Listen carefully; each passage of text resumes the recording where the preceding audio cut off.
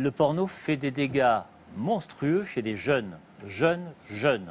Parce que Arthur disait tout à l'heure très bien qu'on a, nous adultes, des comparaisons avec la vie réelle et qu'on sait qu'une femme c'est très compliqué et que nous sommes d'ailleurs nous-mêmes parfois très compliqués, hein, ça peut arriver, et qu'il y a toutes sortes de combinaisons. Mais vision du premier film porno en moyenne chez les garçons 12 ans et demi. Ils n'ont aucune référence. Ils n'ont rien pour savoir que c'est pas réel. Alors évidemment, le porno, c'est pas réel. Si vous tapez, par exemple, il y a un truc qui m'a toujours éclaté, c'est l'utilisation du plombier dans les films pornographiques. Oui, on a vu tout à l'heure une allusion dans une publicité anglo-saxonne. Vous tapez porn plumber, parce que la langue, de toute façon, du porno, c'est l'anglais, on le sait, c'est une espèce d'impérialisme général, et c'est un anglais très pauvre. Hein. Suck my cock, c'est de l'anglais en monosyllabe, vous voyez. Alors, le plombier qui arrive, d'abord, il arrive. Là, on voit déjà qu'on est dans la fiction, vous voyez, il arrive 10 minutes après qu'on l'a appelé. Très grand moment. Pardon d'être un peu ironique, mais est-ce que c'est pas le porno des années 70 que vous nous racontez? Non. Parce que depuis, il y en a eu d'autres. Ça sont des pornos.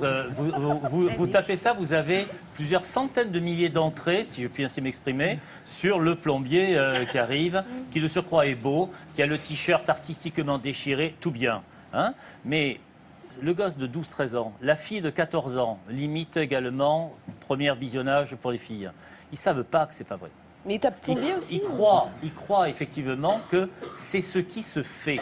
Alors, on en avait parlé via Internet. Les positions des films porno ne sont pas des positions réalistes.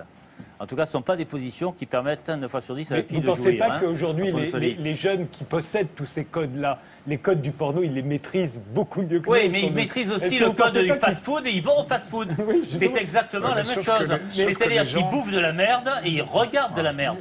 Mais voilà. Est-ce que vous pensez qu'ils le prennent au premier degré? C'est la question. Peut-être qu'ils s'en amusent. Ils doivent le prendre au premier degré parce que toutes les enquêtes, la dernière, c'était au Québec il y a 2 mois, disent que 25% des 16 à 25 ans ont de très sérieux problèmes d'érection. Et que le Viagra, actuellement, se vend à 40% sur les moins de 40 ans. Wow. Alors là, on est sur quelque chose... D'ailleurs que la liaison entre le Viagra et le porno, c'est là le cœur du problème, c'est-à-dire que le porno gratuit vend quelque chose et vend, entre autres, des médicaments, etc. Regardez le spam qu'on reçoit dès qu'on va sur des sites porno. Hein. Et ce qui est dramatique, c'est que des jeunes sont détruits par ça. Les sexologues soignent de plus en plus des addictions au porno, avec des critères sur l'addiction. Alors, est-ce que c'est 1 heure, 2 heures, 3 heures, 6 heures de porno par jour? Parce qu'on arrive à ça. On arrive à ça et il est certain qu'à un certain moment, ça n'a plus aucune efficacité, en tout cas beaucoup moins d'efficacité que la vie réelle. Mais est-ce qu'ils vont oser aller dans la vie réelle avec la petite queue médiocre au sens pur du terme, c'est-à-dire moyenne, qu'ils ont entre les jambes, alors qu'ils ont vu sur le porno Mister Marcus ou Dieu seul sait qui en a à fournir à plusieurs mecs, hein, d'ailleurs, s'ils veulent.